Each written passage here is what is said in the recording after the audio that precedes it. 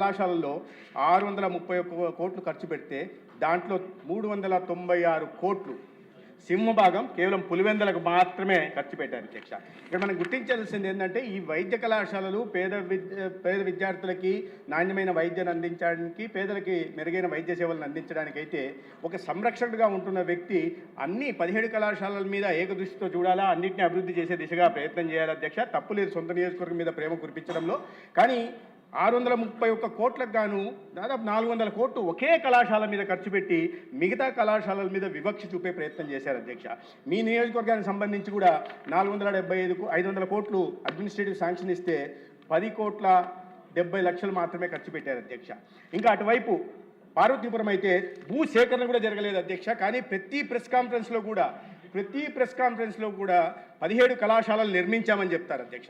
8,480 కోట్లు ఖర్చు పెట్టాల్సిన చోట కేవలం 1,500 కోట్లు మాత్రమే ఖర్చు పెట్టి 4 సంవత్సరాల్లో కళాశాలలు నిర్మించామని చెప్తుంటే పార్టీకి సంబంధించిన వాళ్ళు కూడా మేము 17 కళాశాలలు నిర్మించామని మాట్లాడుతుంటారు.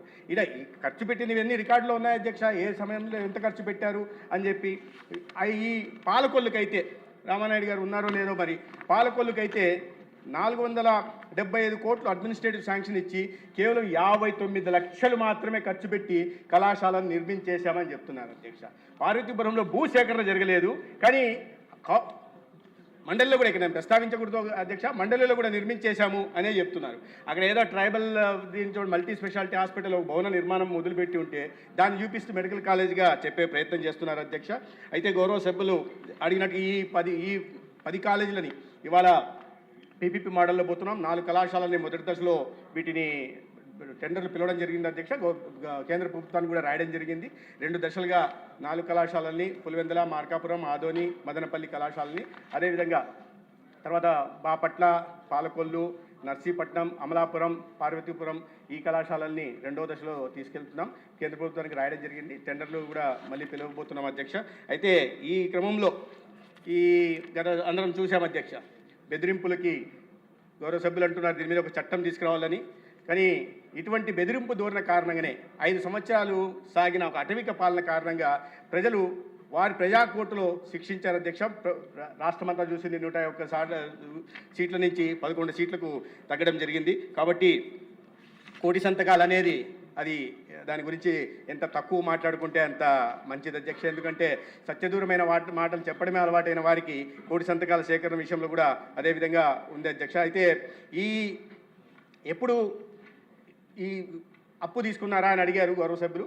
నబార్డ్ నుంచి లోన్ అధ్యక్ష అది. అయితే నబార్డు కూడా పూర్తిగా గతంలో ఏం చేసేదంటే నబార్డు తన ఇన్స్టాల్మెంట్ ఇచ్చేది అధ్యక్ష. ఇక్కడ వాటిని దారి మళ్లిస్తున్న క్రమంలో ఒక ఇన్స్టాల్మెంట్ 25% ఇన్స్టాల్మెంటే ఇచ్చి దానికి కావాల్సిన రాష్ట్ర ప్రభుత్వం నుంచి మ్యాచింగ్ గ్రాంట్ ఇచ్చిన తర్వాతే కేంద్రం నిధులు మంజూరు చేసే ప్రక్రియ మొదలుపెట్టింది అధ్యక్ష గత పాలన కారణంగా. అయితే ఇప్పుడు ఆ ట్రాన్షే కూడా అయిపోయింది. దాని కారణంగా ఒకటి ట్రాన్షే అయిపోయింది, నబార్డు నుంచి లోన్ వచ్చే అవకాశం లేదు.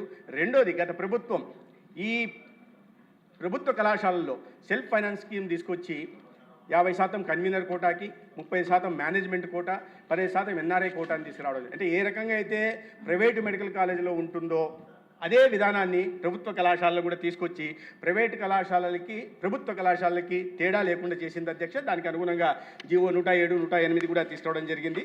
కాబట్టి ఈ పీపీపీ విధానంలో ఇప్పుడు కొత్తగా వస్తున్న పీపీపీ విధానంలో గతంలో 420 పడకల ఆసుపత్రి నిర్మాణానికి తలపెట్టారు. ఇప్పుడు దాన్ని 625 పడకల ఆసుపత్రి నిర్మించే దిశగా ప్రయత్నం చేస్తున్నాం.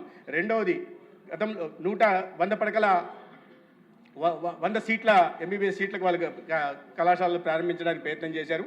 ఇప్పుడు దాన్ని మారిన ఎన్ఎంసీ అనుగుణంగా 625 పడకలతో 150 సీట్లకు చేస్తున్నాం అధ్యక్ష. గతంలో అవలంబించిన విధానం కారణంగా కేంద్ర ప్రభుత్వం 15% NRI central government of India quota ఉండేది. ఇప్పుడు దాన్ని తగ్గి అదనంగా ఒక్కొక్క కళాశాలలో 11 సీట్లు ఆంధ్రప్రదేశ్ విద్యార్థులకు కూడా అందుబాటులోకి వస్తాయి అధ్యక్ష. దీనికి సంబంధించిన సమాచారం ఇది అధ్యక్ష. అయితే వీటిని త్వరితగతిన పూర్తి చేయడానికి కోసం ప్రభుత్వం చిత్తశుద్ధితో ఉంది అధ్యక్ష. కేంద్ర ప్రభుత్వం కూడా మాట్లాడుతున్నాం. తొందరలోనే వీటిని పిలిచి ఈ రాబోయే 2 ఆర్థిక సంవత్సరాల్లో వీటిని మొదలు పెట్టాలని దిశగా ప్రయత్నం చేస్తున్నాం. పీపీ విధానం కారణంగా 110 సీట్లు పేద విద్యార్థులకు అందుబాటులోకి రావడమే కాకుండా ఈ సూపర్ స్పెషాలిటీ ఆసుపత్రులలో దాదాపు 70% పేదలకి ఎన్టీఆర్ వైద్య సేవ కిందగా నాణ్యమైన వైద్య సేవలు అందుబాటులోకి వస్తాయి అధ్యక్ష.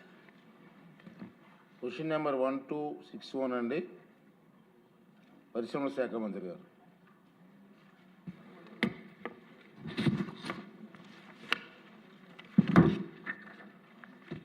సార్ అధ్యక్ష. గారు నెక్స్ట్ అంటే ఎక్కువ హౌస్లో ఉంటారని.